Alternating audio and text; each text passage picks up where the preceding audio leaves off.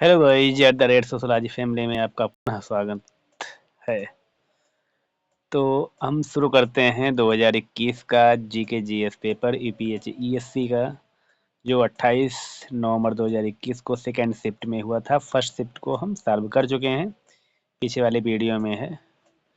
Right, चलते हैं हम क्वेश्चन नंबर 1 पर। किसी नए क्षेत्र में कई नई प्रजाति का प्रभावी अवस्थापन होना कहलाता है, तो इसे कहते हैं इकेसिस या आस्थापन। राइट, अगर इसकी व्याख्या देखें तो किसी नए क्षेत्र में नई प्रजाति का प्रभावी अवस्थापन होना आस्थापन या इकेसिस कहलाता है। इस प्रक्रिया में निकट क्षेत्रों से प्रकीर्णन के माध्यम विभिन्न माध्यमों से फलों या बीजों के अनेक प्रजातियों की नवीन स्थानों का अनुकरण होता है। अनुकरण के अंतिम चरण में जिस समुदाय की रचना होती है वह चरमोत्कर्ष समुदाय कहलाता है। अनुकरण की प्रक्रियाएं होती हैं वनस्पति रहित, प्रवास, आस्थान, स्पर्धा, प्रतिक्रिया, स्त्रीकरण। ये विज्ञान से रिलेटेड है, जो हमारे पर्यावरण से पूछा गया है। अगर हम प्रकीर्णन की बात करें तो विज्ञान में प्रकीर्णन जो होता है, जो लाइटें नीचे आती हैं वो रात के समय ज़्यादातर रेगिस्तान में बहुत तेजी से प्रकीर्णित ऊपर चली जाती हैं, वही है प्रकीर्णन। और ज़्यादा डीप नॉलेज है तो हमें विज्ञान पढ़ना होगा। नेक्स्ट है कौन सा युग्म सुमेलित नहीं है? बांदीपुर कर्नाटक में है, पाखल मध्य प्रदेश में है, सिकरा देवी हिमाचल प्रदेश में है, दचिगाम जम्मू कश्मीर में। तो हमारा इसमें बांदीपुर कर्नाटक ऐसा ही है, पाखल मध्य प्रदेश में नहीं है, ये तेलंगाना है। पाखल वन्य जीव अभयारण्य सिकरा देवी हिमाचल प्रदेश में है, दाचिगाम जम्मू कश्मीर में। राइट, तो पाखल वन्य जीव अभयारण्य हमारा तेलंगाना राज्य में है। ठीक, वारंगल जिले में स्थित है, जबकि और बाकी सब सही है। नेक्स्ट चलते हैं। वर्तमान में अधिकांश विद्युत का उत्पादन निम्नलिखित में से मुख्यतः किसके उपयोग पर आधारित है? तो ये हमारा जीवाश्म ईंधन जलाने के लिए है।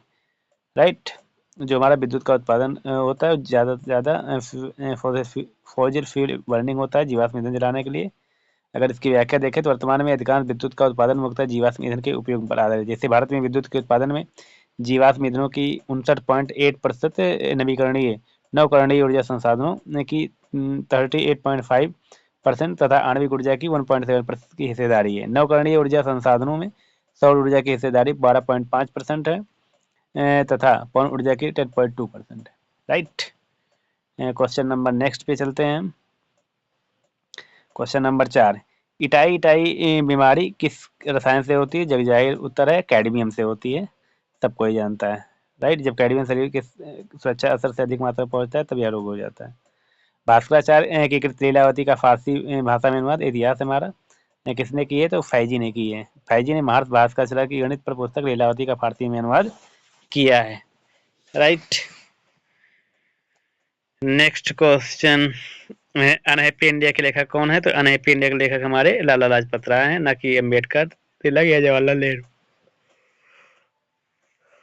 नेक्स्ट है, अगर यहाँ पर देख लें व्याख्या, पंजाब केसरी, शेर पंजाब जैसी उपाधियों से विभूषित लाला लाजपत राय ने पंजाबी वंदे मातरम और एक अंग्रेजी साप्ताहिक द पीपल पत्रिका का संपादन किया है। अनहैप्पी इंडिया इनकी प्रसिद्ध रचना है। 1928 में साइमन कमीशन का विरोध करते हुए पुलिस की लाठियों से घायल हो गए।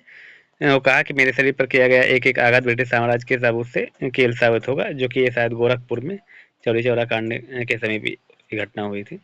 नेक्स्ट है, निम्नलिखित को कालक्रमानुसार व्यवस्थित कीजिए। मतलब कि इसको एक संस्करण कर रहा है, अरेंजमेंट में लगाना है। वेद है, आरण्यक है, ब्राह्मण ग्रंथ है, उपनिषद है, वेदांग है। तो इसका सही क्रम हमारा यही है कि सबसे पहले हमारा आएगा वेद, फिर आएगा हमारा ब्राह्मण ग्रंथ, फिर आएगा आरण्यक, उसके बाद आएगा उपनिषद, फिर वेदांग। हमें एक को सही करना, बाकी सब सही है। राइट, अगर व्याख्या देखें, वेद भारत का सर्वप्रथम प्राचीन धर्म ग्रंथ है, जिसका संकलन महर्षि कृष्णद्वैपायन वेदव्यास के द्वारा किया गया है। वेद का अर्थ है ज्ञान। राइट, और 4 वेद होते हैं, ऋग्वेद, यजुर्वेद, सामवेद, अथर्ववेद। अगर इसमें देखें ऋग्वेद में सबसे पुराना वेद है, 10 मंडल होते हैं, 1028 श्लोक या सूक्त कह रहे हैं।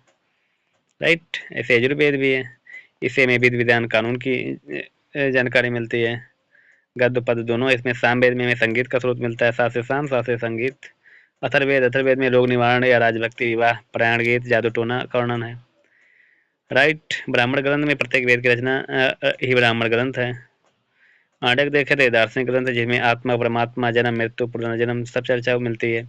उपनिषद देखे तो इसी की संख्या 108 मानी जाती है। ये वैदिक साहित्य के अंतिम भाग है, इन्हें वेदांत भी कहा जाता है। वेदांग है वेदों का अर्थ समझने व सूक्तियों के सही उच्चारण के लिए वेदांग की रचना की गई। ये 6 हैं: शिक्षा, कल्प, व्याकरण, निरुक्त, छंद व ज्योतिषी हैं।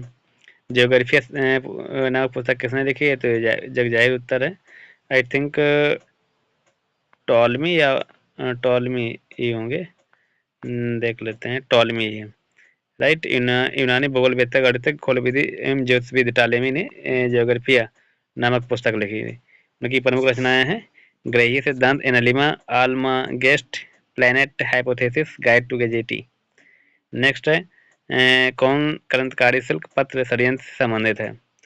तो इसको यूपीएससी ने डिलीट कर दिया है। अगर इसकी व्याख्या देखें, सिल्क पत्र षड्यंत्र ब्रिटिश शासन को उखाड़ फेंकने के लिए देवबंद के क्रांतिकारी मुस्लिम नेताओं द्वारा चलाया गया एक अभियान था। इसका उद्देश्य तुर्की, जर्मनी और अफगानिस्तान के साथ सहयोग लेकर भारत को ब्रिटिश शासन से मुक्त कराना था।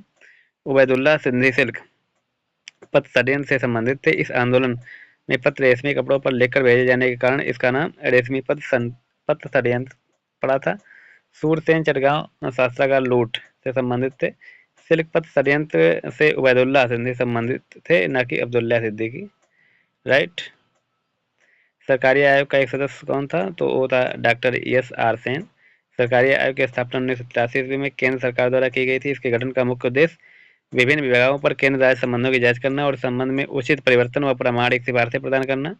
इस आयोग के अध्यक्ष सर्वोच्च न्यायालय के सेवानिवृत्त न्यायाधीश रंजीत सिंह सरकारिया थे। इसके अन्य सदस्य Shri B Sivaraman, doctor S R Sen थे। ग्रामीण स्वशासन सबसे निचले ग्राम स्तर पर लोकतांत्रिक संगठन को कहा जाता है, इसको कहा जाता है ग्राम पंचायत। ग्रामीण भारत की स्थानीय स्वशासन प्रणाली को पंचायती राज व्यवस्था कहा जाता है। 73वें संविधान संशोधन अधिनियम 1992 द्वारा पंचायती राज को संवैधानिक दर्जा दिया गया था। जिस तरह से नगर पालिकाओं तथा उपनगर पालिकाओं द्वारा शहरी क्षेत्रों का प्रशासन चलता है, उसी प्रकार पंचायती राज संस्थाओं के माध्यम से ग्रामीण क्षेत्रों का स्वशासन चलता है। पंचायती राज संस्थाएं 3 हैं: ग्राम स्तर पर ग्राम पंचायत, ब्लॉक स्तर पर पंचायत समिति, जिला स्तर पर जिला परिषद, राइट। नेक्स्ट है नई रोशनी योजना किससे संबंधित है? तो ये हमारी है अल्पसंख्यक महिलाओं से। अल्पसंख्यक कार्य मंत्रालय द्वारा वर्ष 2011-12 में इस योजना को तैयार किया गया था। इसे नई रोशनी अल्पसंख्यक महिलाओं के नेतृत्व क्षमता विकास की योजना नाम दिया गया। नेक्स्ट है भारत को दुनिया का स्वर्ग गर्त कौन कहते हैं? तो रोमन कहते हैं। प्राचीन काल में भारत व रोम के मध्य व्यापार भारत के पक्ष में झुका हुआ था। रोमन बाजार में भारतीय विलासिता की वस्तुओं की काफी मांग थी, इसलिए रोमन इस बात पर दुख जताते हैं कि रोम का सारा सोना भारत चला गया। प्लिनी भी इसी बात की पुष्टि करते हैं, राइट। कौन सा बैंक पूर्व में इंपीरियल बैंक ऑफ इंडिया के रूप में जाना जाता है? तो आई थिंक स्टेट बैंक। देखते हैं उत्तर क्या है इसका। सही है, Imperial Bank State Bank of India ही कर दिया गया था 1955 में।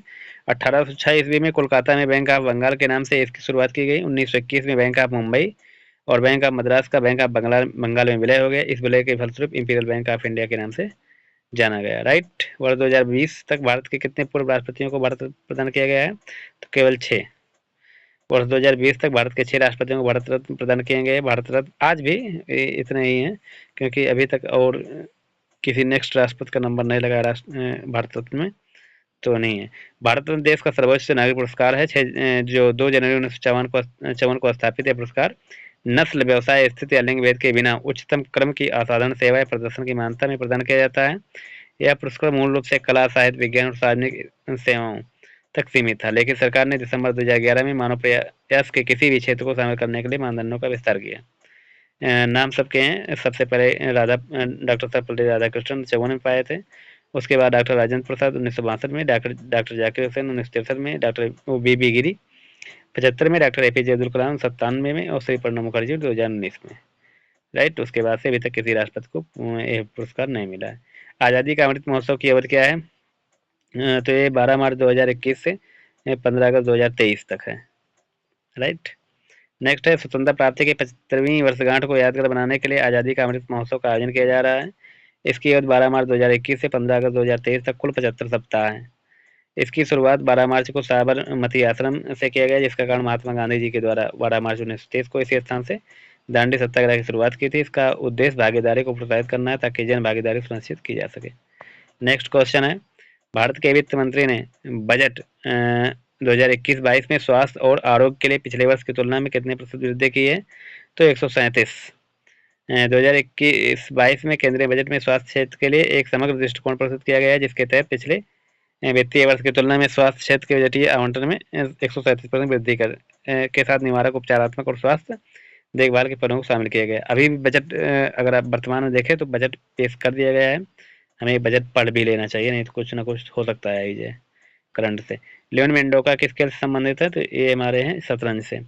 लियोन मेंडोका शतरंज खेल से संबंधित है। 14 साल के लियोन मेंडोका भारत के 67वें ग्रैंड मास्टर बन गए हैं। जनवरी 2022 में भारत से 14 वर्ष के शतरंज खिलाड़ी हैं जो भारत के 73वें ग्रैंड मास्टर बने। राइट, ये सब इंडिया के ही हैं। उत्तर प्रदेश के किस जिले में जनवरी 2021 में स्ट्रॉबेरी महोत्सव मनाया गया? तो वो है हमारा झांसी, जो कि पश्चिम उत्तर प्रदेश पश्चिम जिलों में पड़ता है। स्ट्रॉबेरी महोत्सव उत्तर प्रदेश के झांसी जिले में मनाया जाता गया। मुख्यमंत्री श्री योगी आदित्यनाथ ने 17 जनवरी 2021 को स्ट्रॉबेरी महोत्सव का वर्चुअल शुभारंभ किया। वर्चुअल मतलब वहाँ पर गए नहीं, डिजिटली किया है। यह महोत्सव 17 जनवरी से 16 फरवरी तक नटराज सरोवर में आयोजित किया गया था। कौन सा शिक्षण का स्तर नहीं है?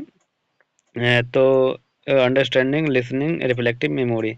अगर आप टीचिंग एप्टीट्यूड पढ़े हैं तो जानते होंगे, तो श्रवण स्तर शिक्षण का स्तर नहीं है। बाकी अंडरस्टैंडिंग, रिफ्लेक्टिव मेमोरी, अवबोध और विमर्शी स्तर और स्मृति, ये तीनों हैं श्रवण स्तर छोड़कर।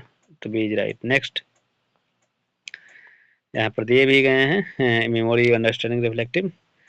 राइट। अगर बात करें मेमोरी स्तर क्या होता है? मेमोरी स्तर जिसमें छात्रों के मस्तिष्क कहते हैं रोट लर्निंग, जो बच्चे शुरुआत से अध्ययन करते हैं रट रट के, बोध स्तर होता है। इससे थोड़ा ऊपर उनके कुछ समझ आ जाती है, और चिंतन स्तर पीएचडी होता है। राइट, समझ आ जाती मतलब कि ग्रेजुएशन के पहले तक या पीजी से पहले तक वही होता है। नेक्स्ट है, शोध की किस विधि में कारण में प्रभाव का संबंध किया जाता है? जगजाहिर उत्तर है प्रयोगात्मक एक्सपेरिमेंटल। ये हमारा रिसर्च से है। अगर यूजीसी नेट में पढ़े होंगे तो बहुत शायद पूछा भी जाता है। नेक्स्ट है, एक अच्छी परिकल्पना के निम्नलिखित में कौन सी सही विशेषता है? तो ये हमारा परिकल्पना कंसेप्चुअल क्लैरिटी होना चाहिए, टेस्टेबिलिटी ऑफ एक्सप्लेनेशन दोनों होना चाहिए। हमारा दोनों सही होगा, सी इज राइट। देखते हैं उत्तर भी सही है। अगर परिकल्पना देखें तो क्लैरिटी होना चाहिए, उपयुक्त हल होना चाहिए, सरलता होनी चाहिए, सत्यापनीयता, वेरीफाइबल होना चाहिए, स्पेसिफिसिटी होनी चाहिए, मितव्ययता होनी चाहिए, तार्किक बोधगम्यता होनी चाहिए, संगतता होनी चाहिए। राइट। नेक्स्ट है, उत्तर प्रदेश के किस जिले में भारत का प्रथम ट्रांसजेंडर विश्वविद्यालय स्थापित किया गया है?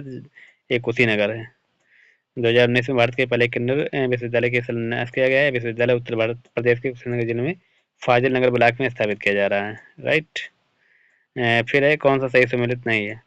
यूजीसी 1956 में आई है, या अखिल भारतीय तकनीकी परिषद AICTE 1960 में आई है, या कौन वैज्ञानिक एवं औद्योगिक अनुसंधान परिषद CSIR 42 में आया है, भारतीय सामाजिक विज्ञान अनुसंधान परिषद या ICSSR 1969 में। इसको डिलीट कर दिया गया है, वैसे हम देख लेते हैं कब कौन आया है। विश्वविद्यालय यूजीसी हमारा 1956 में सही है। अखिल भारतीय तकनीकी शिक्षा परिषद AITC हमारा 1945 में भी सही है। वैज्ञानिक एवं औद्योगिक अनुसंधान परिषद CSIR 1942 में आया, ये भी सही है। और ICSSR ए 1969 सब सही था, इसलिए इसको डिलीट किया गया है, कोई रंग नहीं था। नेक्स्ट, ईमेल सेवा नहीं है, ये आ गया है CT। तो जीमेल भी है, आउटलुक भी है, याहू मेल भी है, नेट स्केप नहीं है, बाकी सब ईमेल सेवा है। राइट। नेट स्केप हमारा वेब ब्राउजर जाना जाता है, JPG फाइल में होता है, तो ये हमारा केवल हमारा ग्राफिक्स होता है। D is right. मोबाइल जो यूज करते हैं JPG खूब जानते होंगे सब, जैसे हम फोटो अपलोड करते हैं फॉर्म में, तो उसमें JPG PDF जो कुछ मांगता है वो डालना होता है। बाइनरी नंबर सिस्टम में कितने प्रत्येक प्रयोग में किए जाते हैं? तो 2 है, 0 1। तो एज राइट। नेक्स्ट है, 1 पेटाबाइट किसके बराबर होता है? तो इसको हमें याद करना चाहिए, 1024 टेराबाइट। जैसे MB, GB, TB, PT, EB, TB दुनिया में है। जैसे हम 1 MB में 1024 बाइट पढ़ते हैं, फिर 1 GB में 1024 MB पढ़ते हैं। इसे हमें याद कर लेना चाहिए। इंटरनेट में कौन सा सर्च इंजन है? तो विंडोज ही सर्च इंजन है, बिंग या गूगल याहू सर्च इंजन है, जबकि विंडोज हमारा सॉफ्टवेयर होता है। एपिडीमोलॉजी शब्द किससे संबंधित है? सार्वजनिक स्वास्थ्य के अध्ययन से। राइट। तो थैंक यू गुरु, सब सही है। हो गया 30 क्वेश्चन हमारा। नेक्स्ट वीडियो में फिर मिलते हैं। अच्छा लगे तो शेयर ज़रूर करें, कमेंट भी करें, लाइक खूब करें। धन्यवाद।